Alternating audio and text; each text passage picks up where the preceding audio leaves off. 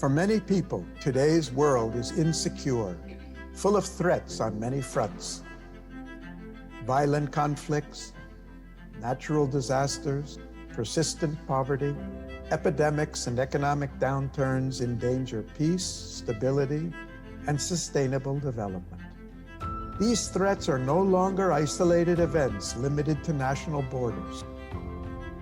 Their destruction travels the globe with great consequences on all societies. We cannot face these insecurities alone.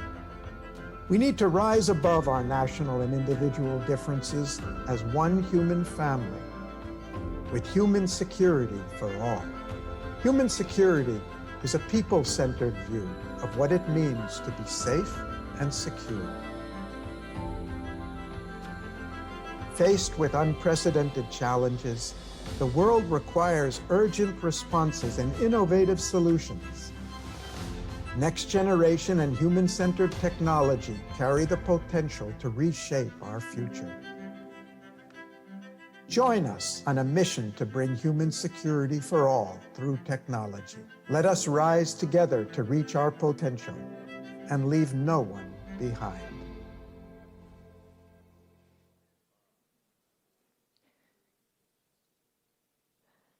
Please join us in welcoming our session panelists to the stage.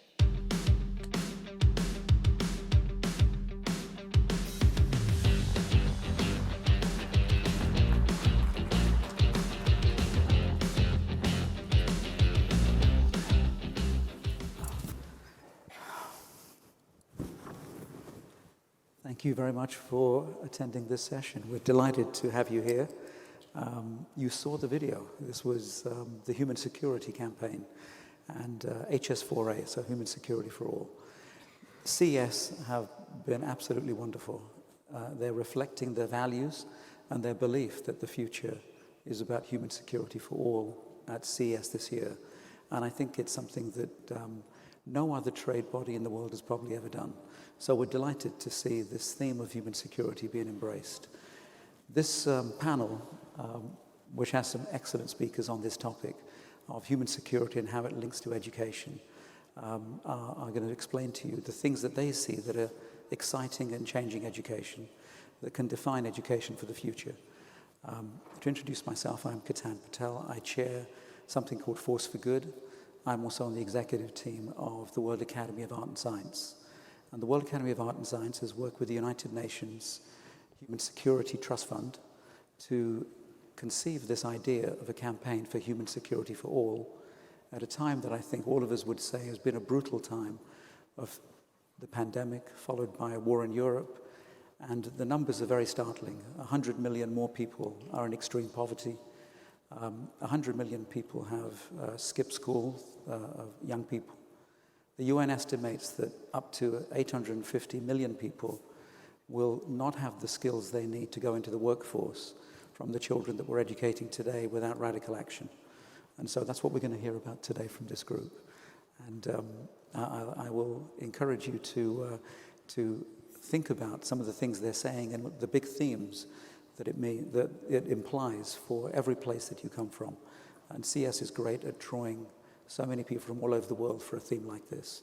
So let me ask the team we have with us to briefly introduce themselves, and then I'll ask them to talk on the first topic of the challenge. Thank you.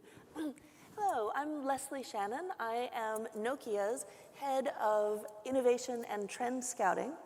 And a quick word about Nokia. You know us for making phones. Well, we did sell that business to Microsoft almost 10 years ago. And we have nothing to do with the phones anymore. But what we do is make telecommunications equipment that we sell to the phone companies of the world. And so for us, connectivity and education is all about using connectivity to bridge the digital divide. And this is a place where we are very active globally. Thank you. Frank. Hi everyone, my name is Frank Van Capella. I am a senior advisor and the global lead for digital learning in UNICEF.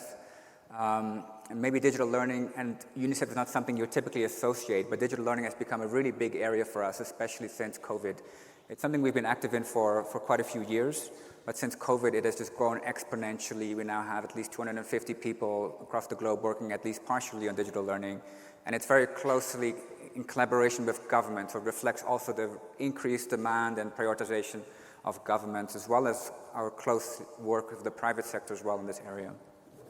Shanika. Thank you. Hi, everyone. My name is Shanika Hope. I'm the Director of Education for Social Impact at Google.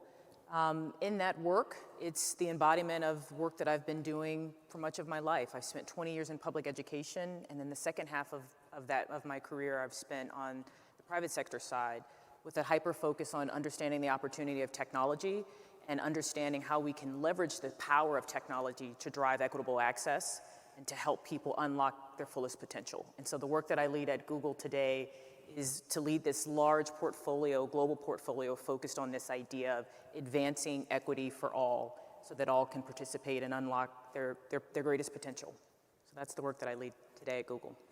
Wonderful. Shanika, would you begin by framing the nature of the problem that you see out there that we're trying to solve for? Absolutely. So it's interesting, and I appreciate Frank and Leslie's comments about this idea of technology and how all of us are playing an active role, a role that many of you may not be aware of. But one of the things where I'll start is the UN recently shared in 2020 that there are roughly 617 million young learners. And so young learners, we think of primary and secondary. So 617 million young learners worldwide that are having access, they have access to some form of schooling. But of those 617 million young learners, 58% of them do not perform at the level of proficiency, meaning on grade level.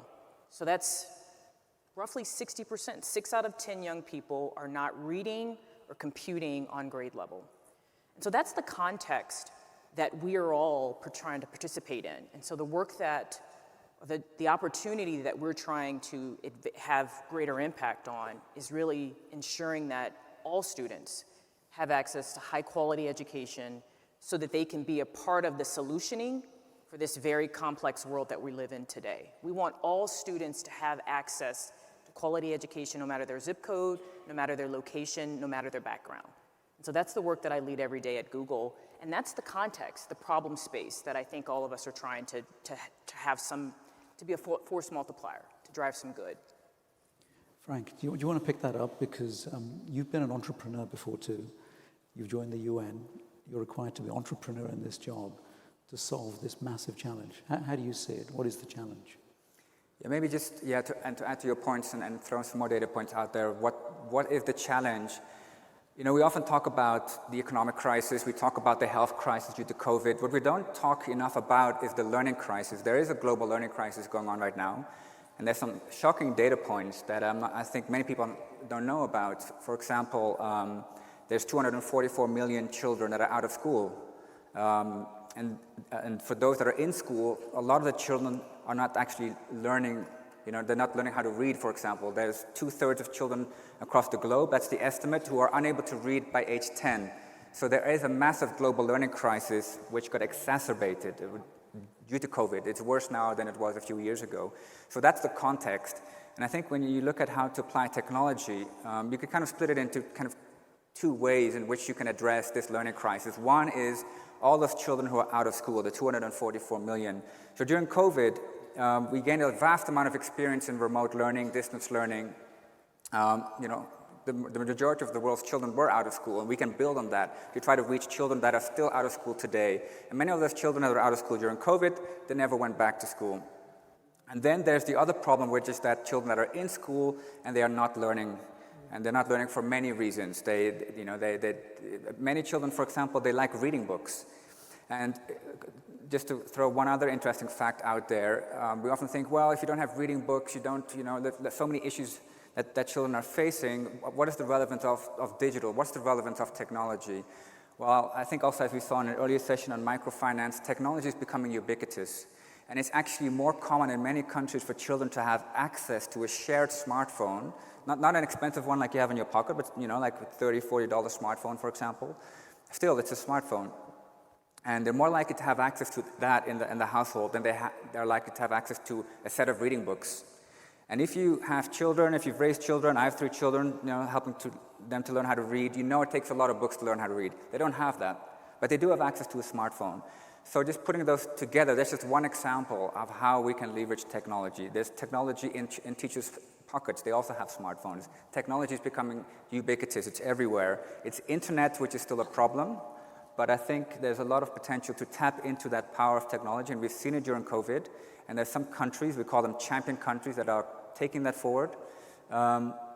And I think we can leverage it better. Technology is heavily underutilized, but now we know that they're not just entertainment and communication devices, they're also education devices, and that's something that we can tap into. Leslie, you're out there looking for solutions. Yes. You're seeing the leading edge of technologies. What are you seeing that's exciting? One of the most exciting things that I'm seeing right now is, again, trying to solve the problem of remote education, not necessarily earlier childhood, but maybe more advanced technical education. And there's a great example from the state of Nevada, actually.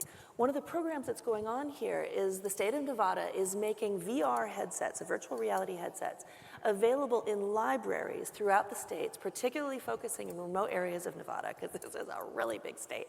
And through the VR headsets, people are actually able to get training to become a dialysis technician.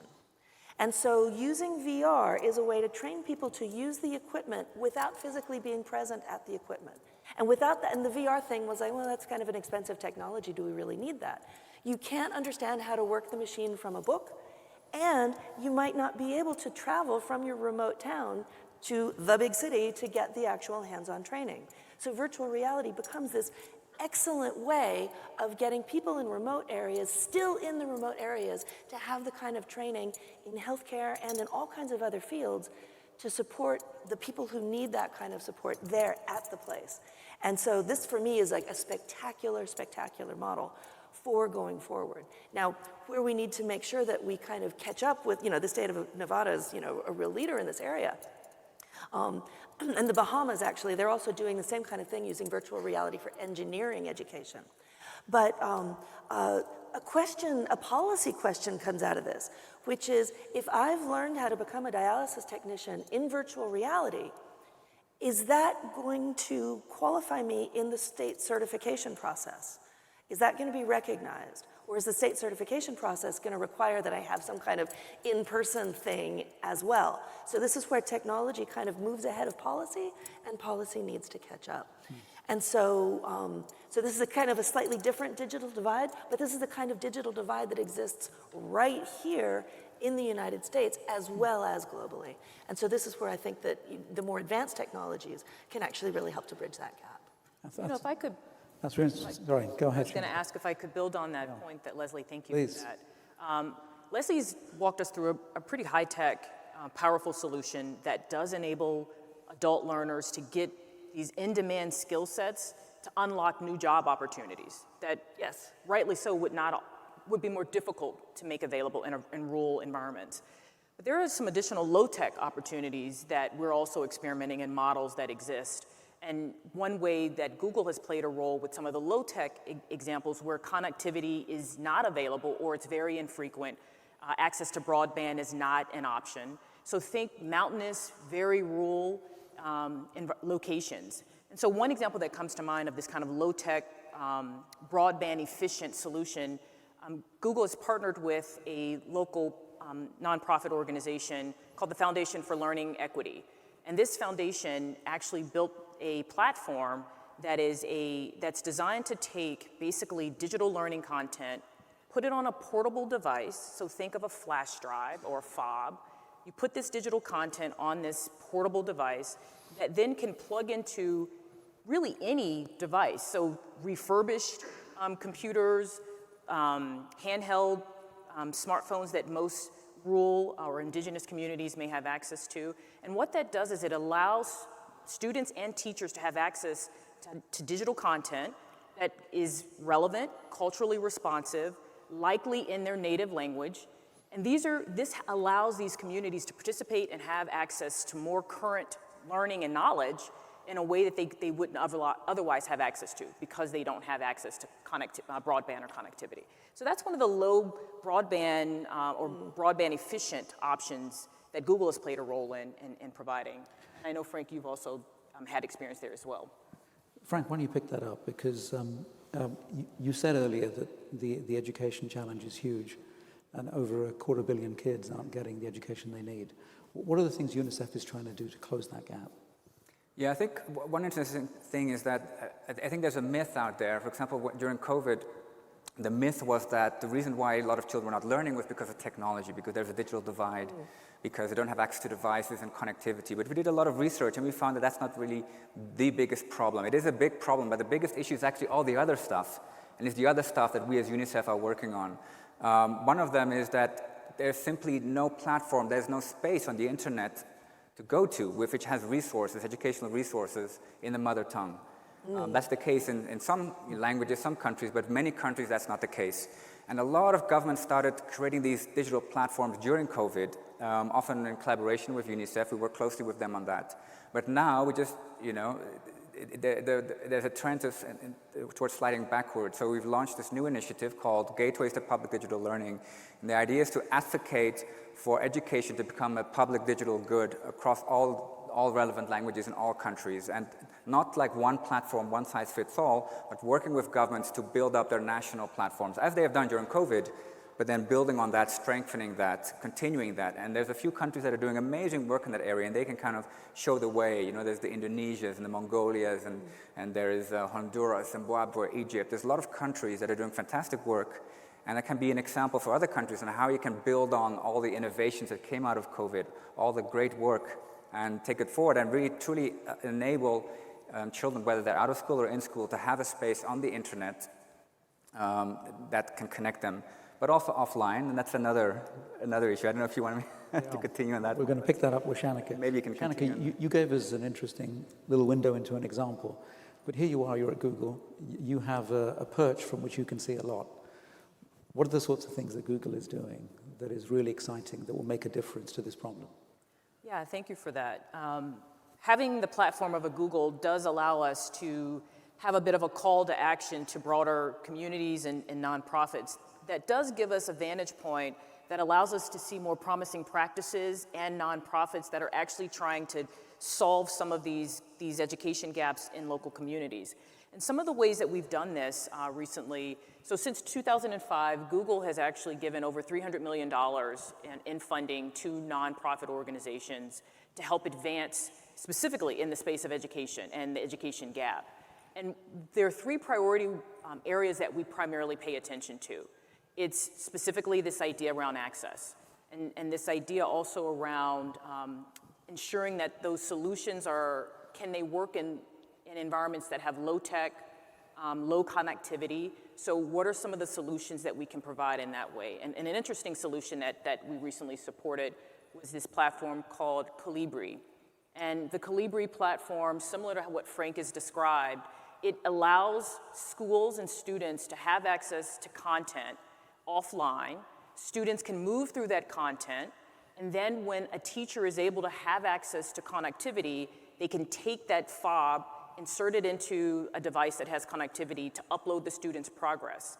Once you have that student's progress, the platform then can also turn around and make recommendations based off of the student's progress, so that the students are getting real-time support with relevant, up-to-date, current content that is going to help the student continue to progress in their learning. So this is an offline way to do something like that. So the content, access to content. Another priority area where we've made investments is really around supporting teachers. So how do we give teachers access to high-quality training so that they can understand how to use tools that ready students for future jobs? And so we partner with organizations. There's an interesting one in Mexico where we've partnered. It's an organization called Unite. And this organization works in a lot of very rural, remote communities in Mexico. And there what we do is we work side by side with educators. We provide Googlers that also stand with educators and help them to understand how to use some of the content that's available through some of these nonprofit organizations. So not only do we provide the philanthropic support, but also the people support. That's really important, and that's another way that we show up. Many of you have probably heard of Khan Academy. Yeah, head nods, yeah. Khan Academy is another partner that Google works closely with. Specifically, Khan Academy has been trying to advance work in Indonesia. And so we've worked with Khan Academy to support their efforts in Indonesia as they're working to provide localized content in the native language of the residents there. And again, as a way to drive not just access, but their engagement and their participation in their learning so that they can actively upskill and ready for the jobs that the economy is demanding for there in their country. So those are just a few of the ways that Google is making investments in this space. But again, we do it in partnership. We recognize that this is not something that we can solve alone. It has to happen in partnership with others. Interesting. Leslie, you alluded to something about the standards that people want to measure against to say you're qualified to do a job. And if I pick up what Shanika just said now, it sounds like the technology might be far ahead of the educational infrastructure and the traditions that are built. Is there any way to close that gap, or are we going to find that actually people will choose to be off-grid and just keep going, using the technology to get educated? I think what we're seeing is technology is widening horizons of people, Yes. and that's actually quite a good thing. I remember hearing a BBC interview years ago. It was a small village in Nigeria, and they were asking villagers, okay, if you had a mobile phone, what would you do with it? And the adults were like, well, I'd check the price of my fish at the next market so I know when the right time to take it to market is. But they asked a 13-year-old boy, and the 13-year-old boy said, I want to talk to people in other places. I want to learn what's happening outside my village. And I think that's one of the most exciting things that the technology and access to technology can bring is the ability to reach children and to help children understand the bigger world and the bigger possibilities of the world before they've been beaten down by the cares of the adult world and the need to, get food on the table, to open up the curiosity and build on that curiosity. Because one of the problems that we see, you said it, some of the greatest obstacles to education has nothing to do with the actual education or the connectivity or anything like that.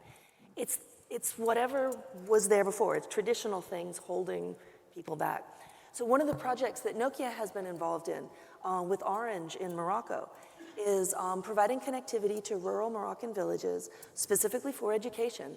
But we're also making sure that part of that education are modules specifically for girls, with areas of communication, teaching girls how to communicate, and teaching girls about self-esteem. Because it's about educating ourselves not only about the facts and figures of the world, but how we can be and who we might possibly be that's different from who we are today. And that's another really important part of education that we at Nokia really feel it's important to include. Thank you. So interesting. I'm wondering, and I'll pick on Frank. Frank, Shanika, I'd like you to come in on this too. Is this a third world problem or a first world problem? I grew up in London, and I went to a school of 1,200 kids, and 1 or 2 kids every year would get the grades to go to university. I'm delighted I was one of those kids, but I'm just thinking what a waste of human talent. It's not that they weren't smart, but there was something psychological, aspirational perhaps, cultural, that stopped that happening. How do you see it? I think it's interesting that a lot of the problems, in the countries that UNICEF works on, we see them also in countries like the US, and UK and wherever. It's just it's at a much greater scale. Earlier we were talking about the connectivity issue. I was actually in my office in New York. I don't have connectivity for some reason. And I was hiking to the Hollywood sign, not far from here, recently, and I had no connectivity, And there's, so I think, a lot of the challenges, they're also here. So if we find solutions to the problems we face here, we can also leverage that in other countries. And just talk a little bit about one solution that we've developed. It's called the Learning Passport. That's a flagship digital learning initiative. And the idea is that it should be adaptable to different kinds of contexts, different kinds of challenges, no matter where it should be relevant. So it runs online, but it doesn't require the internet. So we also have an app, and I know Google, you also have an app called Google Read Along, which likewise actually runs offline. A lot of the apps that we use, they require constant connectivity. But we should design apps so that they continue to run and function even when offline. So we've developed an app for the Learning Passport, but we've also developed something called an offline hub. And what we are familiar with with offline like streaming services is that you can just stream content, but we want to go beyond that. What if you can simulate the entire internet, like the functionality of the internet offline, which means you can log on, you can log off, you can track learner progress all while offline. So for those kind of innovations which are relevant in countries like the US, but they're also especially relevant in countries in an emergency context, especially where there's no connectivity. And we're also working with governments to make sure that these become like national platforms of national ownership. That's the key to the success, is the partnerships. So we think a lot about scale. It's you know, you can roll out a digital learning platform, reach 10,000, 100,000. We want to reach 100 million or tens of millions. So the Learning Passport right now reaches 2.7 million, but it's in a short period of time in 27 countries, and it's growing. And the idea is that we want to work with the private sector. We work closely with Microsoft and other partners, and very closely with government to ensure that it becomes actually a government-endorsed, government-owned platform. And that is the key to scaling up and also to the sustainability and having that ongoing funding and support for it. And you know, when it comes to digital learning, it requires a massive one-time investment to create that high-quality content. Arguably, the long-term costs are not so great if you compare to other education costs. Look at teacher salaries, for example, building schools, renovating schools.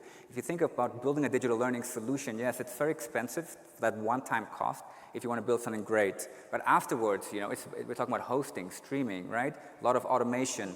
So I think the costs are not so great as many people perceive. And as mentioned earlier, technology is becoming ubiquitous.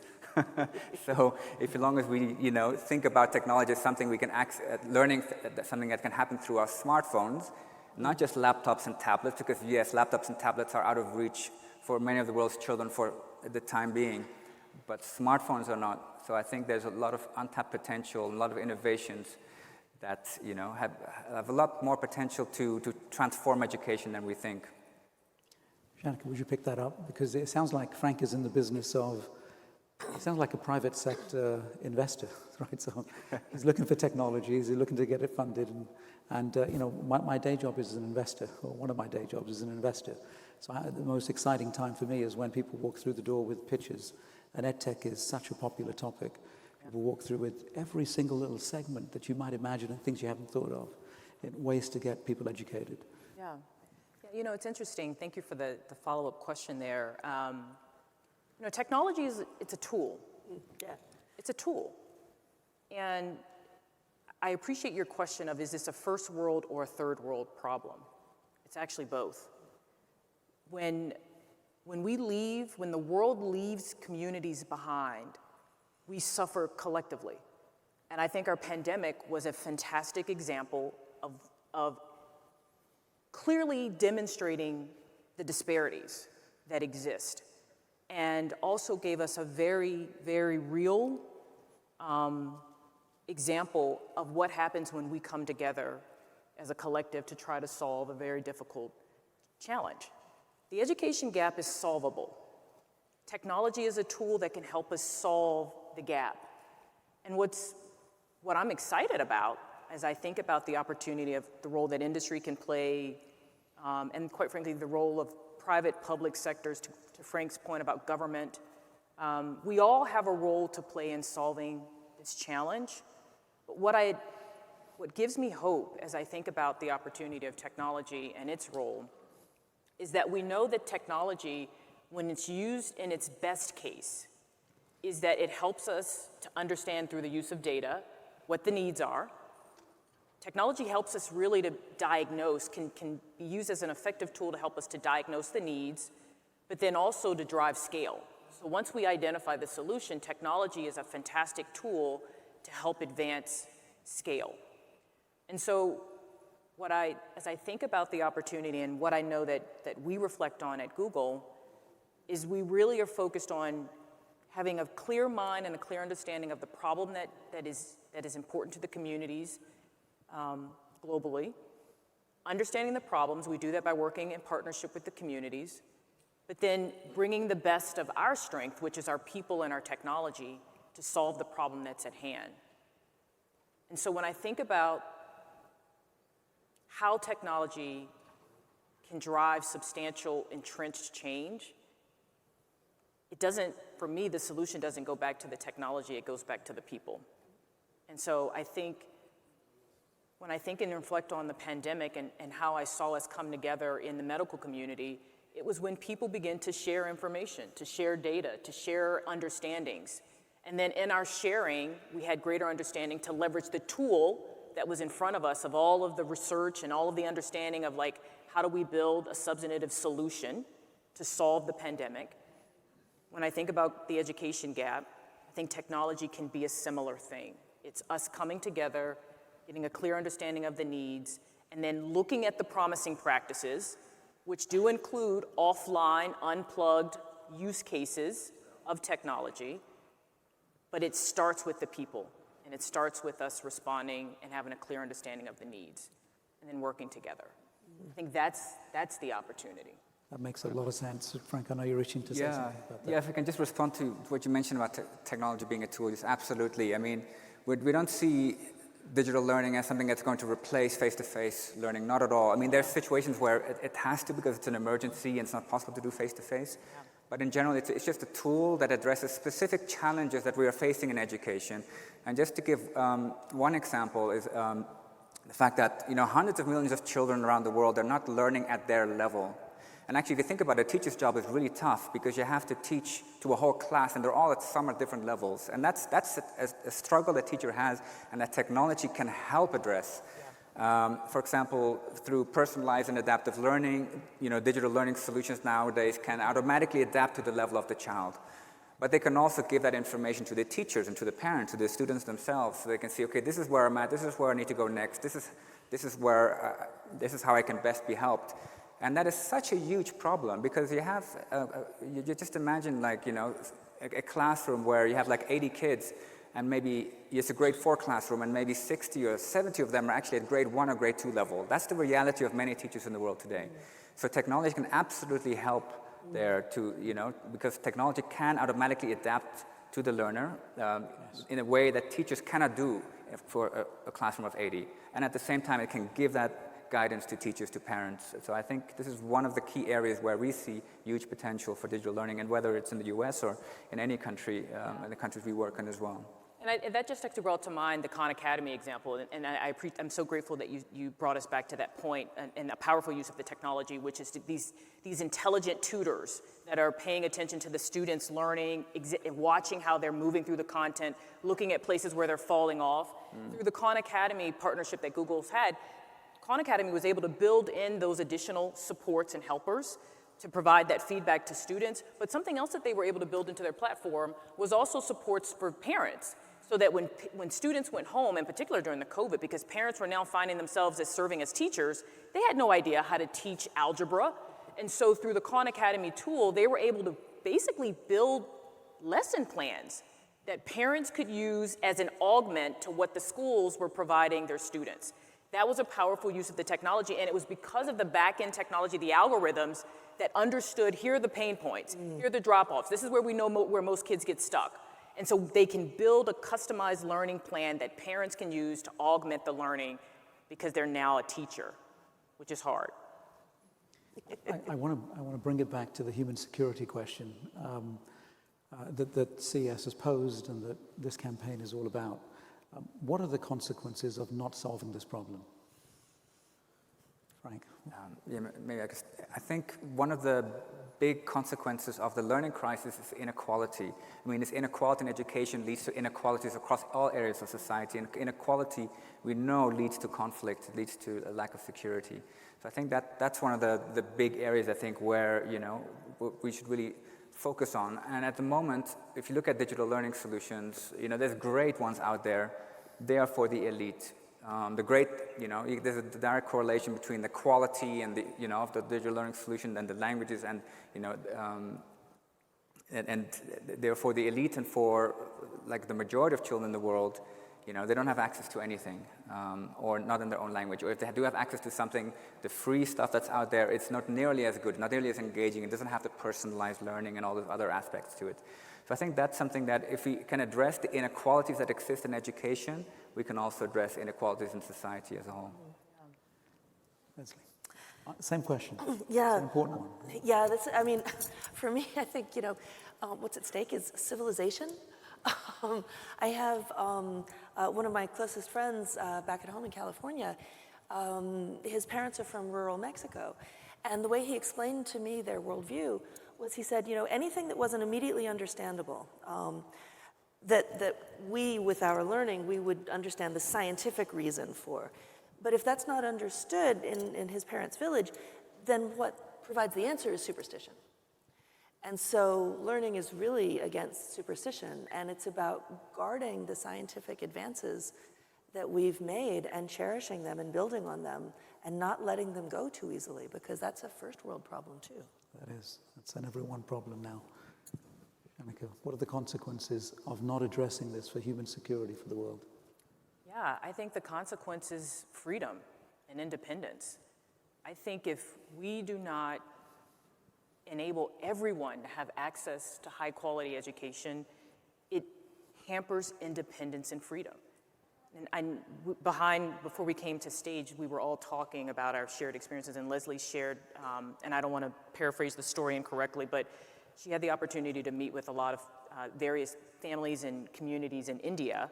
And through those conversations, the common theme, and maybe it was all over the world, you met with various families, but the common theme was that families want their kids to have the best life afforded to them and to have opportunity. And so if we can't solve the global education gap together, we are forfeiting the opportunity, forfeiting the dreams that are available to everyone. There's an interesting video that we did where we followed some students in Mexico connected to this Partner Unite. And we were able to, through filming, we were able to sit with some of the families and their students. And this father, to the point of tears, described how his student having the ability to have access to digital content through this low broadband way created new opportunities for his family so that they could have new ways to earning potential. It's interesting within this community, and I hope I'm not getting the story mixed up, the vast majority of the students remained in a rural agricultural environment, farming. And basically, if the student didn't demonstrate specific proficiency by like 10th grade, they became farmers, and that was their path. But through this program and through this partnership, more students had more opportunity to move on to post-secondary studies. And the father was joyous about that. And for me, that's what the opportunity is that we unlock opportunity for everyone. It should not be relegated to the fortunate or the privileged. It should be available to everyone. That makes so much sense. You've heard it. So, Frank, the externalities of not getting education right, civilization and freedom.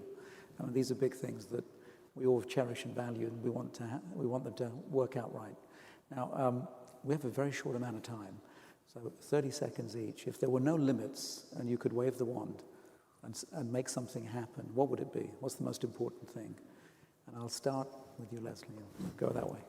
Well, connectivity for everybody, instantly, immediately, everywhere. Wonderful. Yeah, wonderful. I guess we already have kind of three big dreams. One is, Three dreams, huh? Three dreams. Give you all three. schools are connected to the internet, and we have an initiative called GIGA to connect all schools to the internet. Then we have our Gateways initiative, which is that all countries should have a national platform, a space where children can go to in their own language and to learn of high quality resources. And we launched it during the UN General Assembly last year with UNESCO and other partners, and we want to take that global, working with partners. And then the third is the how, which is our learning passport solution. So we're reaching now, as mentioned, 2.7 million. We want to reach hundreds of millions with that, but not necessarily the learning passport in all countries, but working with countries on whatever they want to call their platform, which the Learning Passport can complement or supplement, or even just be an example of how it can be done. Wonderful. Shanika. And your story is so interesting, too. Ditto, ditto. But equitable access and participation for all and high quality education. If I could wave a wand, that's what I would want.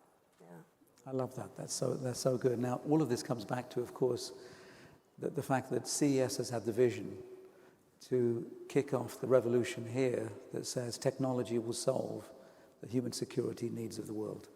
And no one else did it. It happened here.